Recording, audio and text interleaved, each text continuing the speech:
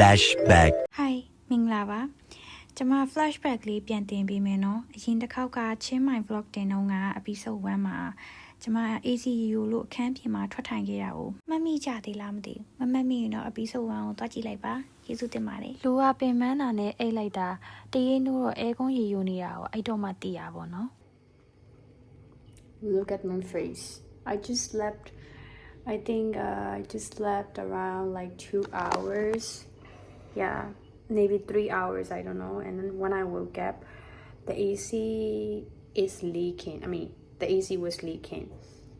And then I was like, oh my god. And then I just didn't even realize the AC was leaking at the first time because.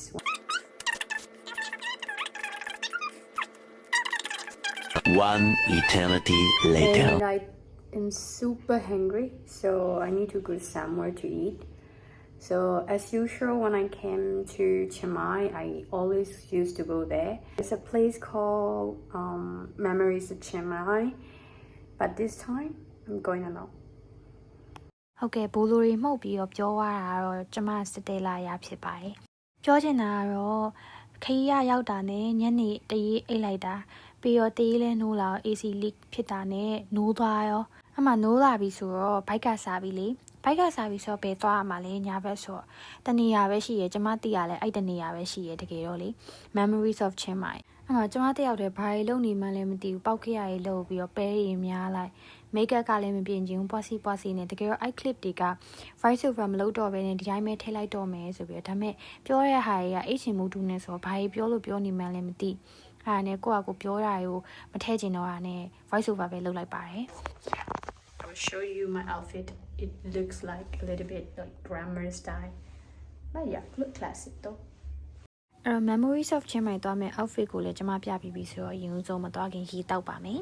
always be hydrated ညဘက်အပြင်မုတ်ထွက်စားမယ်ဆိုရင်စတယ်လာယာတို့လုံးဝ make up မပါတော့ပါဘူး make up လေးရမှာလည်းအရန်ကိုပြင်ပါတယ်ဒါမဲ့လည်းပဲများနေစေပါပဲနောက်ဆုံးမှာတော့ကျမ Memories of Chiang Mai ကိုချီတက်ပါတော့မယ်ရှင်ချီတက်တာနော်ချီတက်ပါမဟုတ်ဘူးညဘက်ချင်းမရဲ့အလားတော့ဘန်ကောက်နဲ့တော်တော်ကွာရယ်နောက်ဆုံးမှာ Memories of Chiang Mai ကိုရောက်ရှိခဲ့ပါပြီ Memories of Chiang Mai ရဲ့ vibe လေးကမြန်မာ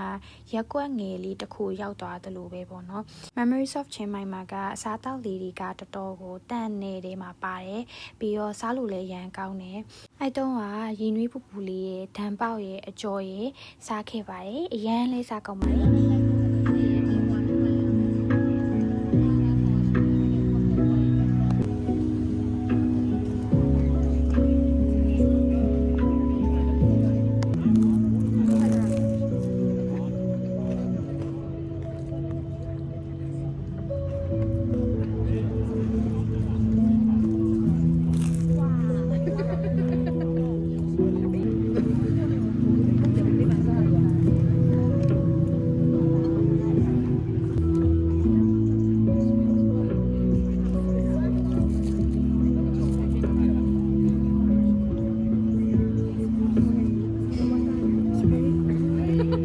စောင်းကောင်းတောက်ကောင်းလေးစားပြီးတော့ညဘက်တယောက်တည်းအရန်နောက်ကြတဲ့အထိနေချင်တာနဲ့စောစောပဲပြန်ခဲ့ပါရဲ့ရှင်ကျမကိုဘော့က